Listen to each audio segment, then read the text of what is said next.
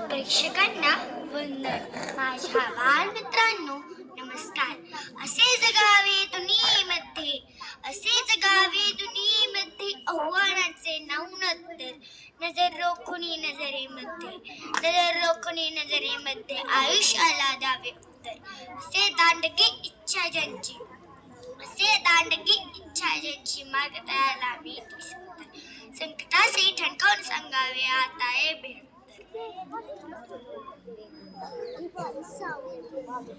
नजर रोखुनी नजरेमध्ये, नजर रोखुनी नजरेमध्ये, आयुष्याला द्यावे उत्तर. करून जावे असे काही, करून जावे असे काही, दुनियेतून जाताना. गहिवर यावा जगत साऱ्या, गहिवर यावा जगत साऱ्या, निरोप शेवटचा देताना. या ओळख शब्द ज्या कर्मयोगी लागू होतो त्या सावित्रीची मी ऐकले. आपल्या सावित्रीविषयी मी तुमच्याशी बोलणार आहे, ते तुम्ही शांतपणे ऐकावे ही विनंती. कोणत्याही स्त्रीला आयुष्य म्हणजे सजा वाटावी असा तो काळ.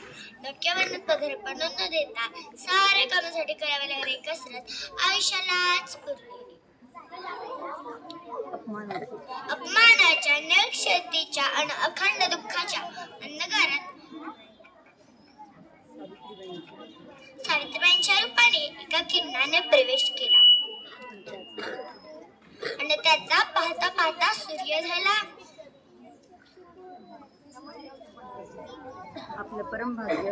आपलं परमभाग्य हे की सावित्रीबाईंचा जन्म आपल्या जिल्ह्यातील मातीतला आई लक्ष्मीबाई व वडील खंडोजी नवसे पाटील यांच्या घरी 3 जानेवारी 1831 रोजी हे येवले सरोप जन्माला आले. म्हणतात ना, मुलाचे पाय पाण्यात दिसतात.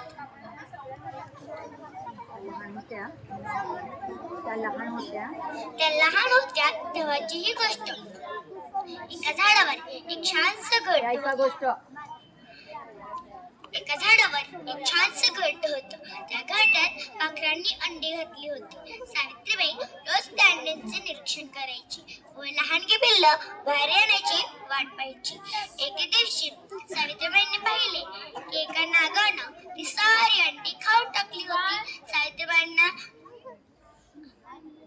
रडू आलं